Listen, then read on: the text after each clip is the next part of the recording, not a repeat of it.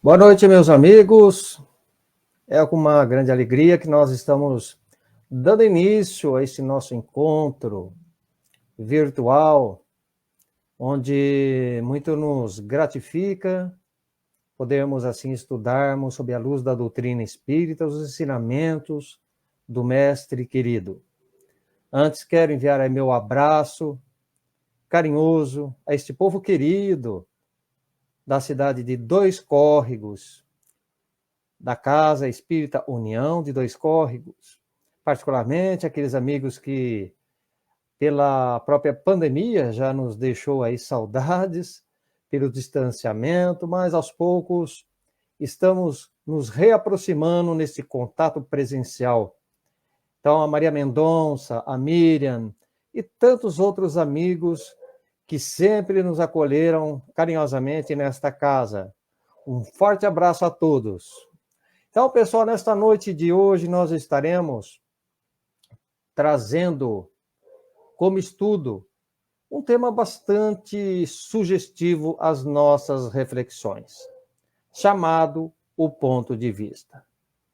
Então, saúdo a todos que nos assistem e que o Mestre nos conforte, envolvendo os nossos corações, balsamizando as nossas almas, com este refrigério que nós buscamos através das mensagens, das orações, e possamos então, a partir deste momento, estar sintonizados com a paz de Cristo. Como estava dizendo, então, o tema de hoje, chamado Ponto de Vista, ele é um subtítulo que está dentro do Evangelho segundo o Espiritismo.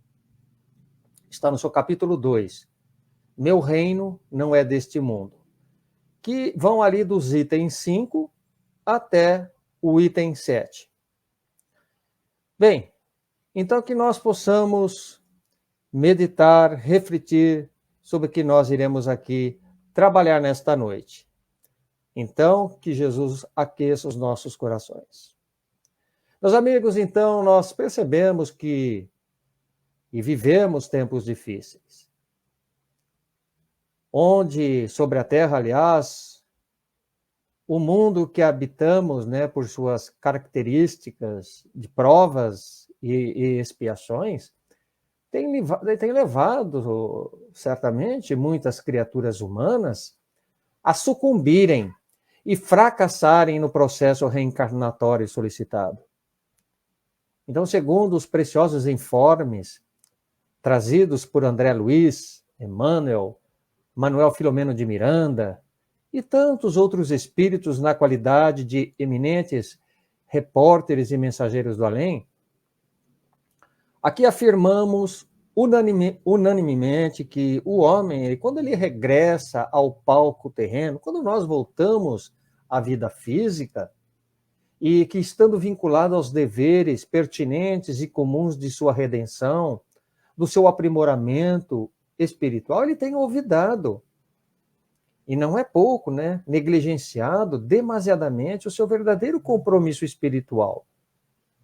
É aquele deixa para depois, né? O jeitinho brasileiro que costumamos falar, vamos falar em religião, vamos falar da espiritualidade depois, e o tempo vai passando. E a gente sabe que a nossa vida ela se escoa muito rápido como areia entre os dedos. É muito curto diante da eternidade.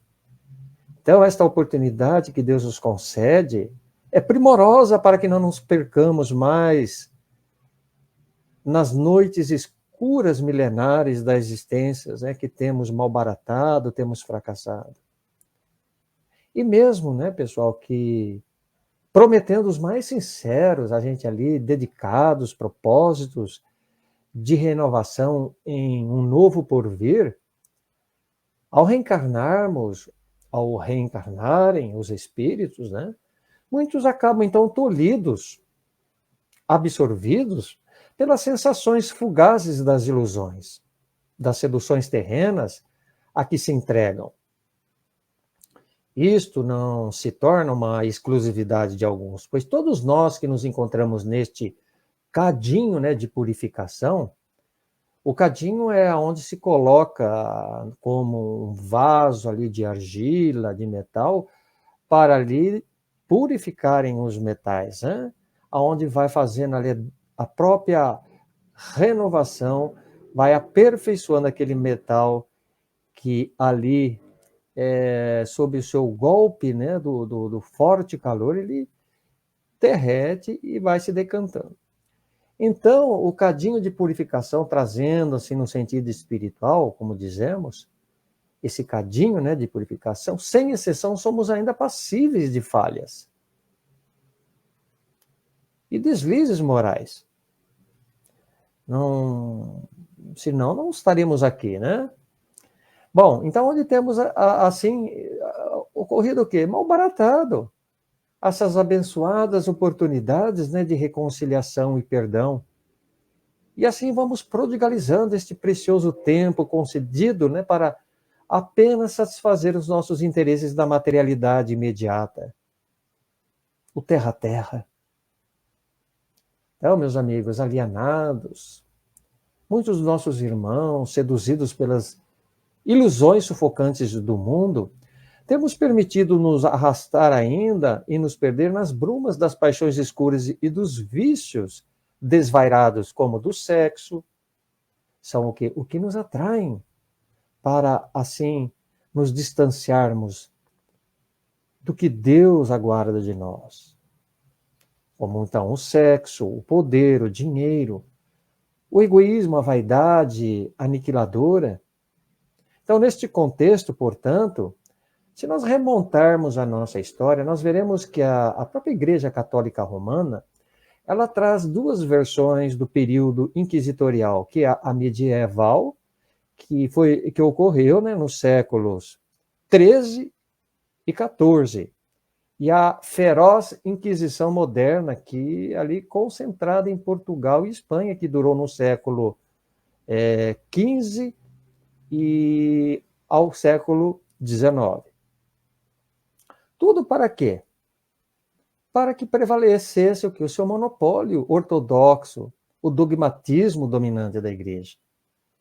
Para perseguir, incriminar, julgar, condenar inexoravelmente homens e mulheres que porventura contestassem e cometessem atos de heresia, blasfêmia e de bruxaria. E a gente sabe, né, mesmo ali, isso já ocorrendo nesta época, vem de Jesus, né? O próprio mestre, ele já era perseguido, herético, né, contra as próprias leis mosaicas. Então, isso já se arrasta desde que o mundo é mundo. Então, nesta época, meus amigos, a gente lembrando aqui do astrônomo italiano Galileu Galilei, e também do teólogo Giordano Bruno, também eles sofreram as imposições e consequências dos eclesiásticos católicos por admitirem o contrário, de que a Terra é que girava em torno do Sol. Então, vejamos aí onde vai se enquadrando, né, o nosso tema, o ponto de vista. Então, ainda no século XVI, tivemos aquele também funesto massacre, né, da Noite de Bartolomeu, que foi uma repressão engendrada pelos reis franceses, que eram católicos, aos seguidores do protestantismo. Outro episódio marcante foram as cruzadas, conhecidas como expedições militares organizadas por católicos da Europa Ocidental, que tinham o objetivo, que é inicial por eles, de reconquistar, né, para o mundo cristão lugares sagrados, como o Santo Sepulcro em Jerusalém, na Palestina. Muitos outros acontecimentos, a história, pessoal, tem registrado de povos cujas ideias e revelações foram censuradas e oprimidas. A história traz isso, a mancheias. Então, denotando claramente a imposição de um conceito único e pensamento desde a mais alta antiguidade. Por isso que eu falei de Jesus, do tempo dele que já vinha. Então, atualmente nós percebemos que em alguns países ditatoriais, né, Vemos pessoas serem ainda perseguidas, mortas, por professarem uma crença diferente da sua, por não seguirem as leis adotadas de seus governadores. E aí vai. Então, tudo isso demonstra que o conceito e o sistema individual de um poder ele pode comprometer e corromper o destino e a felicidade de muitos. Por exemplo, estamos aí, né, acompanhando atualmente este clima, né, já triste, tenso da guerra entre a Rússia e a Ucrânia. Não tenho acompanhado muito de perto, mas não sei qual como estão o acordo, se fizeram ou não, mas estamos vivendo essa situação, como também outras guerras poderão vir. Esperamos que não passe, né, de uma situação mais agravante. Então, onde cada país faz o quê a partir, né, deste exemplo aí da Rússia e Ucrânia? Onde cada país ele defende o seu lado, o seu ponto de vista, por questões territoriais. E olha que essa dissidência entre eles não é de hoje, viu? Onde em 4 dias de conflitos, ali no início, tinham sido já registrados ou estimados 352 mortes. Isso é lá no início. Já estamos, há quanto tempo já é de guerra, né? Eu repito, não sei como que está lá, porque eu não acompanhei mais. Então é importante orar por eles, viu, meus amigos? Lembrando também por aquelas crianças, pessoas civis, inocentes, né, que pagam a estupidez do homem ganancioso. Bem, neste aspecto, então, todo ponto de vista no seu sentido figurado é uma opinião individual e formada a partir do que compreendemos e admitimos como sendo certo ou errado, útil ou não, de julgar ou perceber alguma coisa sobre a nossa ótica, sobre o nosso prisma, a nossa perspectiva ou ângulo, como sinônimos dela. Então, é quando dizemos, então, olha, o meu ponto de vista é contrário às propostas apresentadas. Não falamos assim de vez em quando? Ah, eu não concordo com o seu ponto de vista. O meu é assim. E ficamos reticentes, né? O apontamento apresentado pelo codificador neste capítulo, ele trata da perspectiva que cada um encara da vida espiritual dentro deste tema, né? O ponto de vista. Como encara? Do futuro que lhe aguarda e das consequências reservadas além túmulo, de outra vida. Então, toda religião e doutrina, meus amigos, doutrina filosófica, como sabemos, encerra uma ideia mais ou menos clara e objetiva sobre o futuro. Para algumas delas, tudo começa na matéria e termina na matéria. Né? Teoria até mesmo defendida por alguns filósofos, como Karl Marx, Friedrich Engels, Demócrito, Lenin, entre outros. Né? Então, o conceito se nós analisarmos friamente, é muito desolador e assustador para todos nós. Se imaginarmos que tal pensamento, nada se espera além desta vida. Já pensou?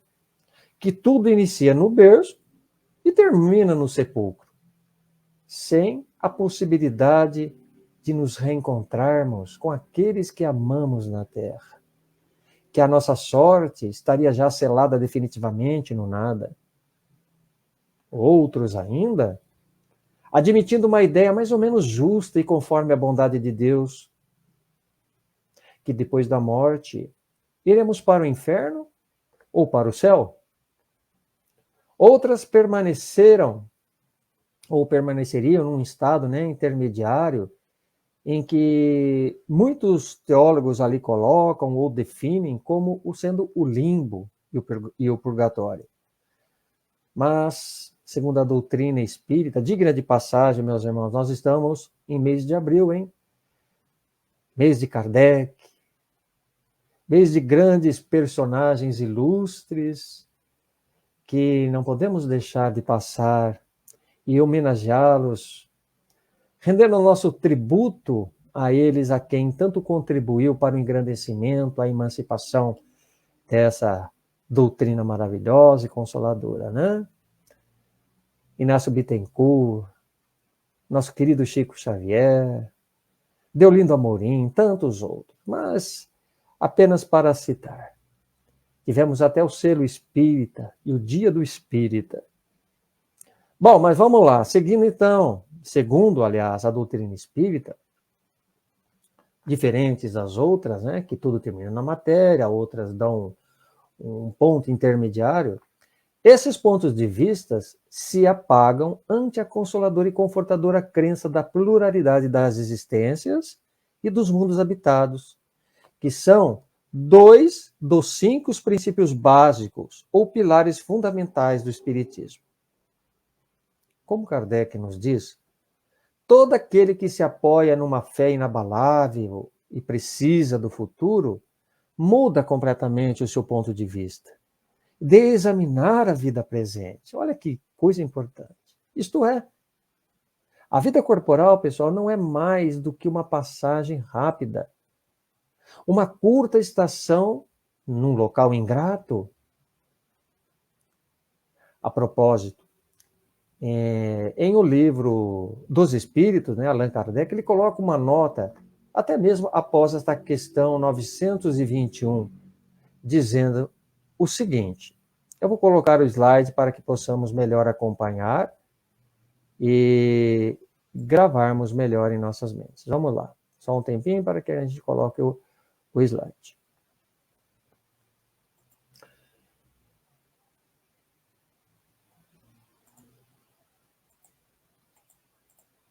Aí, vamos lá.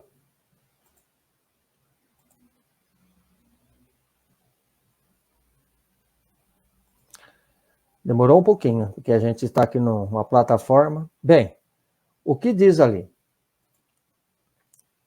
Que o homem bem compenetrado de sua destinação futura não vê na vida corporal senão uma estada passageira.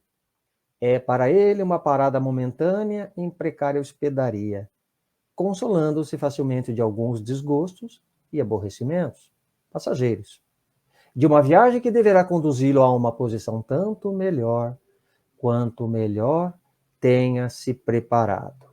Olha que coisa importante para que nós possamos compreender o aspecto que Kardec ali ele nos traz. Então, nesse sentido, retornando aqui, pessoal, nosso querido e saudoso escritor espírita, não sei se alguém já teve a alegria de conhecê-lo, Richard Simonetti, né, que nos deixou, inclusive, no dia do nascimento de Kardec. Se eu tiver errado, não sei se acha que foi, foi no dia do nascimento de Kardec, 3, né, de outubro.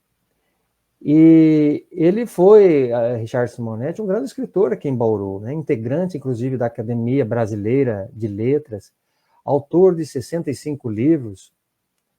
Em sua obra, né, Uma Razão para Viver, ali ele, inclusive, ele nos ilustra um interessante conto, onde ali ele conta, né, de uma forma muito pitoresca, de um ancião que ele descansava, né, em tosco banco, à sombra, né, de uma árvore muito frondosa, tranquila, quando ele ali foi abordado, né, por um motorista de um automóvel, né, que ele estacionou ao seu lado. O motorista, né, ele falou, bom dia, o ancião respondeu, bom dia, mora aqui? Sim, há muitos anos, né, respondendo. Venho de mudança, eu gostaria de saber como é o povo daqui. Aí aquele ancião, né, sábio, tranquilo, falou, mas me conta, ou me fala antes, da cidade de onde você veio. Ai, mais do que nunca ele já foi, né, apressando, dizendo, a cidade de onde eu venho é ótima, é maravilhosa, gente boa, muito fraterna, fiz muitos amigos por lá. Só mesmo a deixei por imperativos da profissão, dizia, né, o viajante.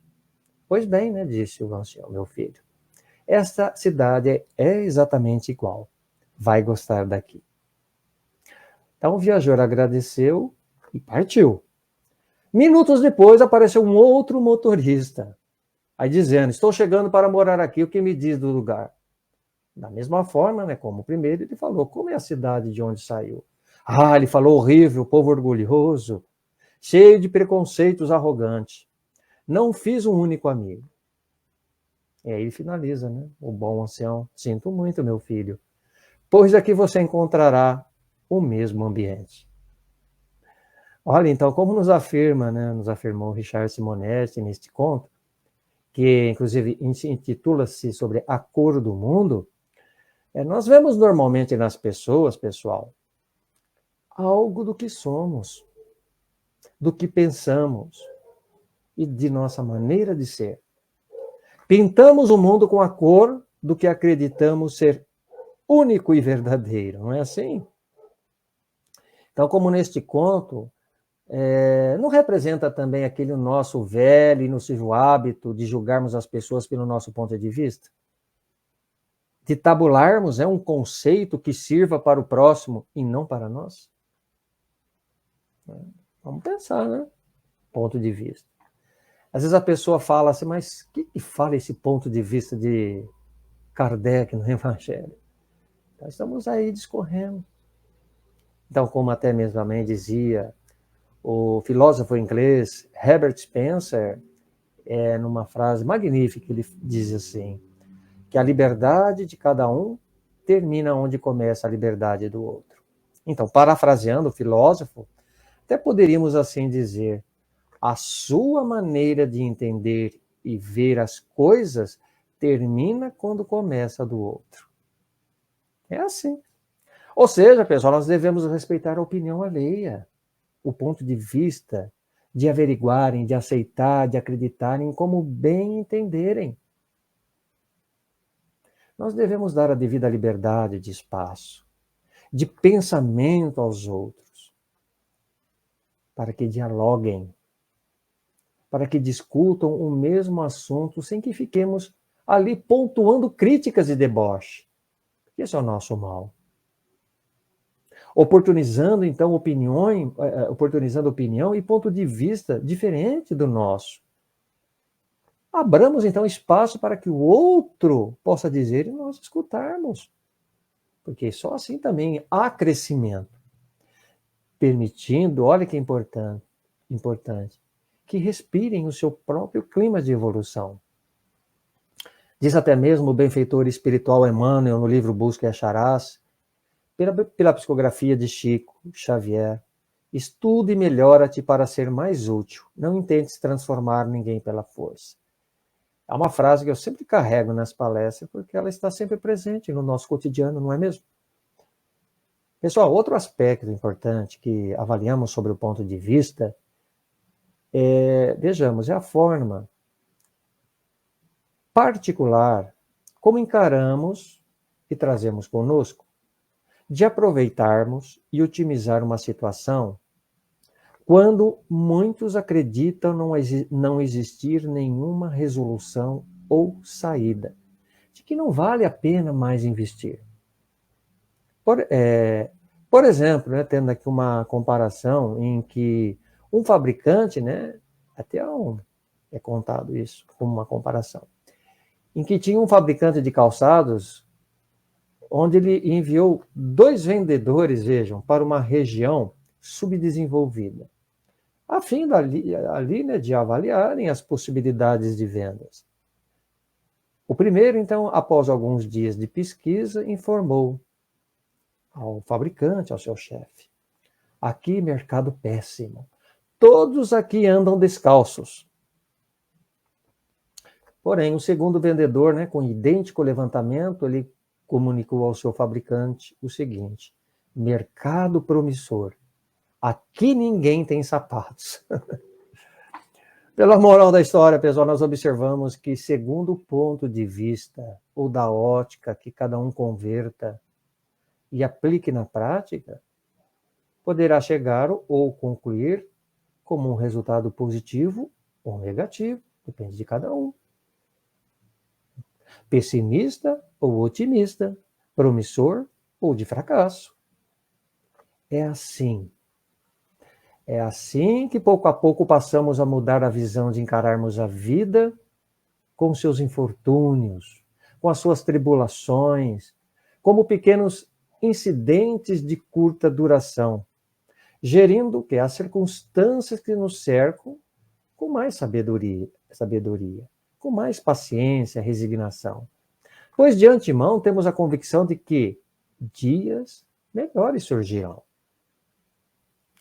E quando nós passamos a entender que a vida não se resume apenas nos estreitos limites da matéria e, sobretudo, do nosso acanhado ponto de vista, é que nós costumamos dizer: preciso aproveitar mais a vida. Preciso aproveitar mais a vida. Então, aquele que deposita a sua fé, a sua esperança no futuro e em Deus, ele tem a certeza de que mundos mais felizes nos acenarão. Nos acenam? Depois desta existência de amarguras e sofrimentos. É tudo uma questão de tempo. Lembra nós dizemos lá da precária hospedaria, que está dentro do comentário de Kardec? A nossa vida é semelhante a isso, meus irmãos. Então, aquele que crê na vida futura, a morte nada tem mais de apavorante e certa. Não é a porta do nada que aniquila nossas mais doces aspirações e esperanças, mas sim a libertação do exilado de seu cativeiro de provas e expiações, para alçar voos mais amplos de conhecimento e autoiluminação. Então, são diversas as moradas que orbitam, sobre as nossas cabeças, da qual amorosamente se referiu o Cristo de Deus. Conforme está mesmo no Evangelho de São João, no capítulo 14, versículo 1 e 2, dizendo: não se turbe o vosso coração. Credes em Deus, crede também em mim. Na casa do meu Pai há muitas moradas. Se não fosse assim, eu vou-lo teria dito, pois irei preparar-vos o lugar. Então, o homem que também se esforça procurando desapegar-se dos bens terrenos e transitórios, das inquietações e aflições que lhe atingem, aceita tudo isto como salutar e eficaz remédio que deverá conduzi-lo mais rapidamente, sim, mais rapidamente, à cura de suas chagas morais. Ao contrário, do homem descrente de Deus, incerto do seu futuro, ele aposta, como nós costumamos dizer, todas as suas fichas aqui no presente, não conseguindo entrever bens mais preciosos que os da terra. Como na comparação de Kardec, onde uma criança não vê nada além de seus brinquedos. E passa o que? A desesperar-se ante a menor possibilidade de perdê-los e aí talvez de ser contrariada. Nós nos comportamos assim.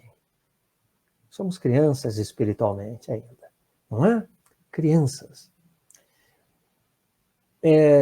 A propósito, meus amigos, uma passagem bem conhecida e que bem ilustra a nossa condição atual é a parábola do homem rico, contada por Jesus aos seus discípulos, que, embora ele tivesse guardado e praticado todos os ensinamentos judaicos, faltava-lhe ainda dar um passo muito importante para se tornar perfeito e merecer o reino de Deus, que era o quê?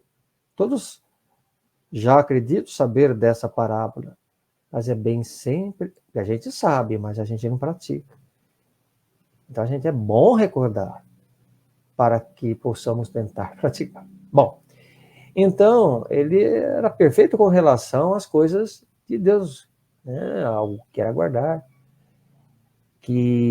Mas o que faltava, era vender, repetindo aqui, todos os seus bens, repartir o quê? Entre os pobres, conforme Jesus assim o sugeriu. Bom, como na história final do homem rico ainda nos comportamos com imensa distância e dificuldade de abrirmos mãos de nossas riquezas e propriedades, e nós vamos aí protelando, como o homem aí da parábola. Então, pessoal, não queremos afirmar, vejamos também com isto, que nós devemos prescindir do conforto, né, do nosso bem-estar, da nossa segurança, pelo esforço, né, do trabalho justo e digno. Não é isso. Não vamos confundir alhos com bugalhos. Mas como os próprios benfeitores espirituais responderam também a Allan Kardec na questão agora de número 719 da obra O Livro dos Espíritos. O bem-estar é um desejo natural. Deus não proíbe senão o abuso, porque o abuso é contrário à conservação. Afirmando também na questão 716 que o homem é um ser insaciável, pois a natureza, tendo-lhe traçado o limite de suas necessidades para a sua própria organização, então, com seus vícios, ele tem alterado a sua constituição, criando assim para si necessidades irreais e supérfluas. Contudo, meus amigos, vamos analisar também que a procura do bem-estar está na natureza. Na natureza. Constituindo para todos ao mesmo tempo um gosto, uma necessidade e um dever, pois possuído, né, que estamos do instinto do progresso e da conservação, é nisto que se cumprirá os desígnios da providência sobre a terra. Então estamos agindo conforme a própria natureza traçou ao homem, sem fugir dos parâmetros. Estarmos ali trabalhando naquele quadrante. Agora, ainda, né, nos diz também Allan Kardec, aquele que se identifica com a vida futura é semelhante a um homem rico, que perde uma pequena soma sem com isso se perturbar. Olha que coisa bacana. Agora, já ao contrário, aquele que concentra todos os seus pensamentos sobre a vida terrestre é como aquele homem pobre, né, que perde tudo que possui e se desespera. Então, uma das razões, se bem estivermos prevenidos do mal que nos cerca, podemos aplicar então essas palavras de Jesus. Meu reino não é deste mundo. Tal exclamação, meus amigos, vejamos, ela não representa, por enquanto, nenhum motivo para ufanarmos-nos, ou seja, nós ficar cheios de si, né, como merecedores de um mundo melhor. Ainda não, porque não merecemos tal sorte, tal privilégio diante da bondade. Muitas vezes o que Deus nos dá são oportunidades que muitas vezes estamos aí perdendo, como já falamos, não é? Então, o entendimento que nós devemos tomar de seus ensinamentos é que somos ainda viajores em busca deste reino de Deus. Que a vida no planeta Terra é breve e transitória perante a eternidade. Ou seja, o verdadeiro reino que buscamos como um mundo mais feliz, ainda que inacessível por causa do mal que se demora dentro de nós e que ainda praticamos, estão agrupadas e constituídas aonde? Nas grandes famílias espirituais, não é aqui na matéria. Aqui está apenas, como falamos, aquele cadinho onde devemos purificar as nossas imperfeições. Não é? Então, analisando uma frase de Jesus que está também no Evangelho, de Mateus, capítulo 10, versículo 32, diz assim: portanto, todo aquele que me confessar diante dos homens, eu o confessarei diante de meu Pai, que estás nos céus. Então, o ensinamento traz uma certa ambiguidade, né, ou dúvida de entendimento. Isto é, se nós vermos bem, no pé da letra, a narrativa parece que ela nos coloca ali numa tomada de posição e de escolha única diante de Deus. Não é, dando que a impressão de que Jesus estaria o quê? Forçando a barra, impondo ou propondo uma condição conosco, ou tipo, né, daquilo, toma lá, dá cá, como forma de negociata ou troca de favores, nem sempre lícito. Portanto, a palavra confessar, vejamos aqui, quando ela está na narrativa bíblica, no texto, né, na frase, ela traz, sob o ponto de vista de Jesus, algo, pessoal, de muito mais significativo, profundo, na sua essência do verbo luminoso, do seu verbo amoroso. Ainda que dando nesta aparência impositiva de sua parte, né, querendo ali impor. Compreendendo que, vejamos, para a época que ele viveu, era preciso ali ajustar palavras fortes que impressionassem aquelas mentes ainda acanhadas espiritualmente, para chamar a atenção, né? Porque eles eram poucos amadurecidos espiritualmente. Então é assim que Jesus, para se fazer melhor compreendido em suas sábias pregações, era preciso falar naquele tempo por parábolas, simbologias e metáforas. O ponto de vista daqueles que o seguiam e o ouviam era mais material do que espiritual. No livro, em Atos dos Apóstolos, Paulo escreve em sua segunda carta aos Coríntios, capítulo 3, versículo 6, nos afirmando que a letra mata e o espírito vivifica, com a significação de que, tanto nos livros dos profetas como nos evangelhos, devemos deixar de lado a interpretação da letra que muito ainda nos prendemos. Olha aí, estamos ali presos pelo nosso ponto de vista, para vivenciarmos, como diz ali, o Espírito em verdade. Ao contrário, né, dos outros apóstolos que seguiam Jesus, Paulo de Tarso, com os conhecimentos da boa nova que ele adquiriu, né, durante a sua vida, ele acabou deixando para trás todos aqueles velhos, né, preconceitos, apego, de vãs tradições e costumes das leis judaicas, dedicando-se, como nós sabemos, incondicionalmente aos preceitos legados por Jesus, por nosso mestre querido. Enquanto então alguns dos apóstolos se prendiam à prática, né, se prendiam mesmo, porque eles ali estavam muito arrefecidos naquilo. A prática do batismo pela água. Então Paulo de Tarso exclamava assim que ele não tinha vindo para batizar, mas para evangelizar. Então vejamos o ponto de vista dele aí.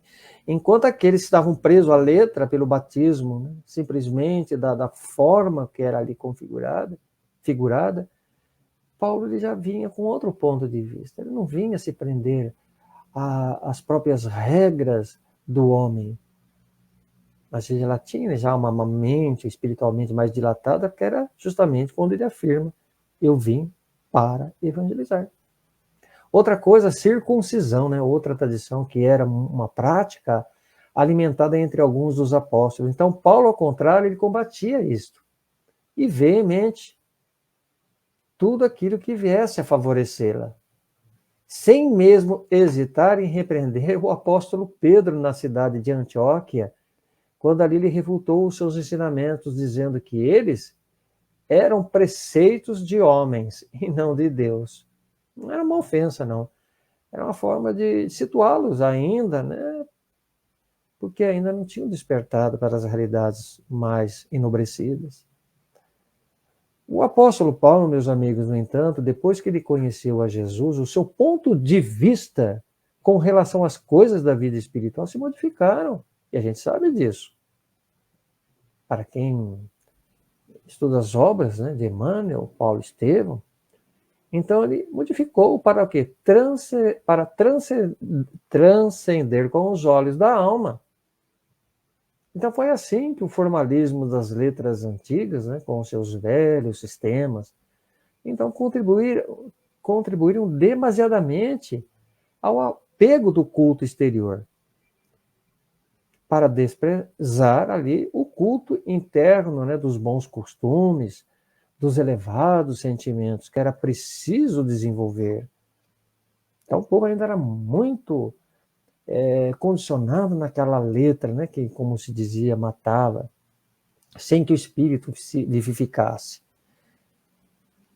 A reencarnação também era outro ponto que está no Evangelho, de vista do dogma judaico, admitido, vejamos, como ressurreição. Olha o ponto de vista. Isto é, eles acreditavam que o homem ele poderia reviver no mesmo corpo sem terem uma noção precisa do fato. Eles não tinham, por exemplo, a ciência, nem a ideia claramente definida, para compreenderem, ao se referir a Jesus, que o profeta Elias era João Batista reencarnado. Hoje, para nós, é fácil essa compreensão dentro do legado que nós abraçamos, né? O Espiritismo. Mas naquela época de Jesus, imagina você também ensinar para uma criança do primário algo da universidade.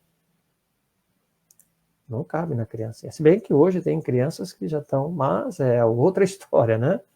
Crianças já com uma mente superdotadas, em fato do espírito já desenvolvido.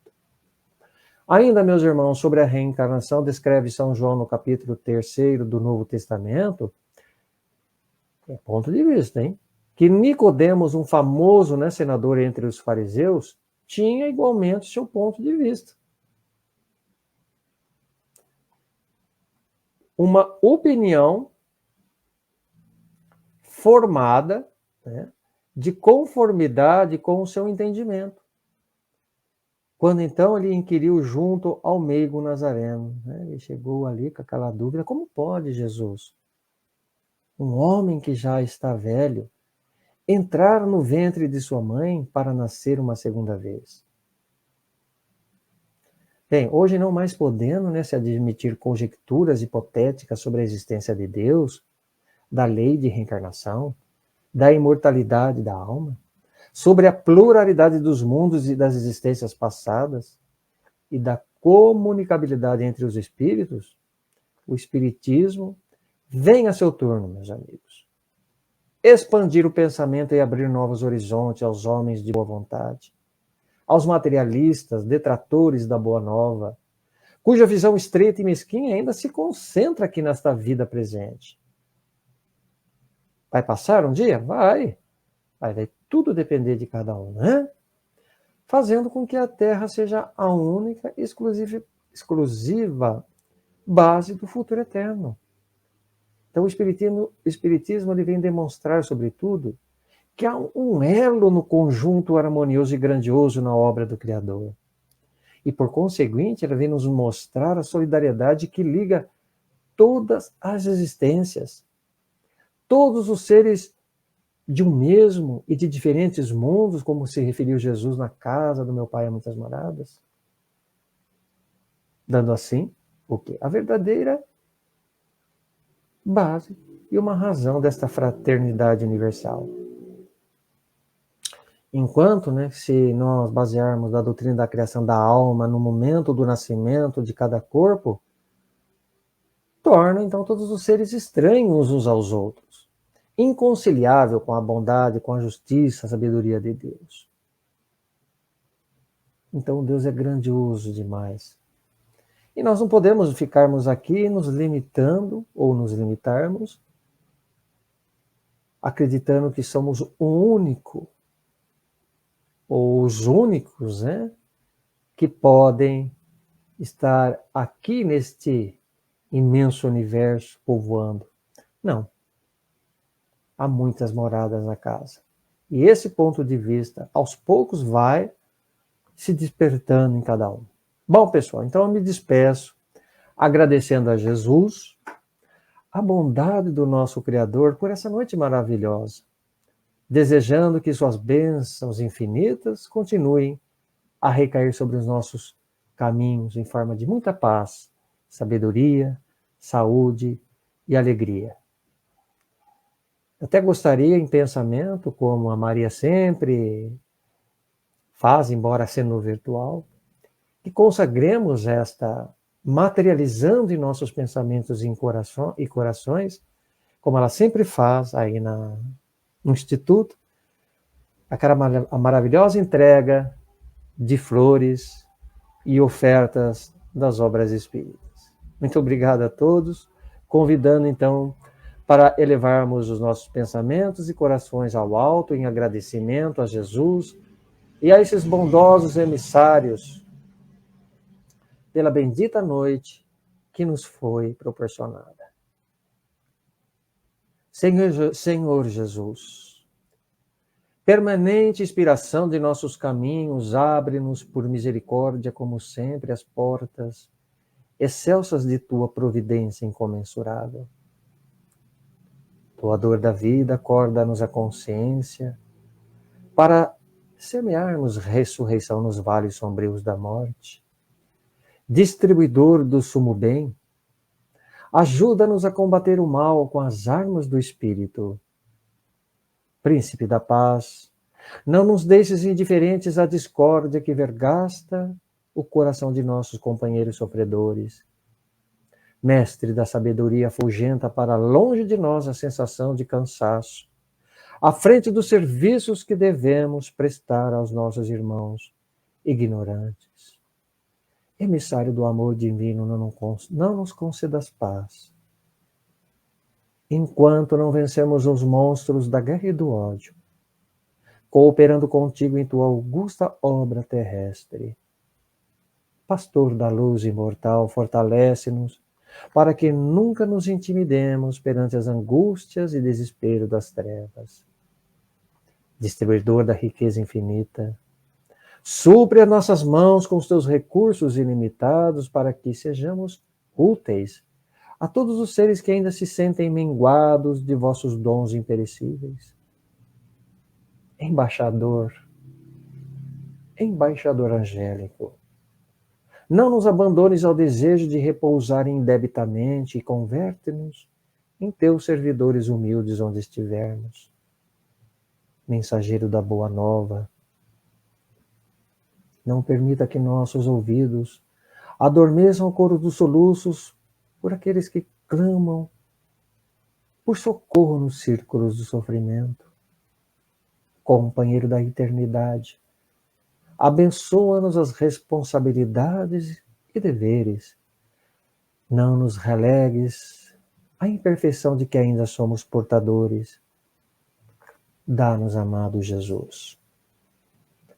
Dá-nos o favor de servir-te e que o Supremo Senhor do Universo te glorifique para sempre e que assim seja.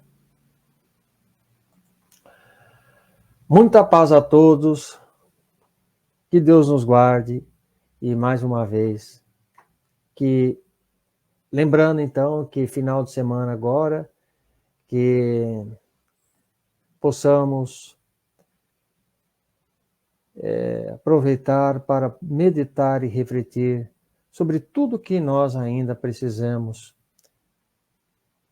colocar em pauta sobre o tema que hoje nós aqui expomos, o ponto de vista. Pessoal, fiquem com Deus e até uma próxima. Um beijo no coração.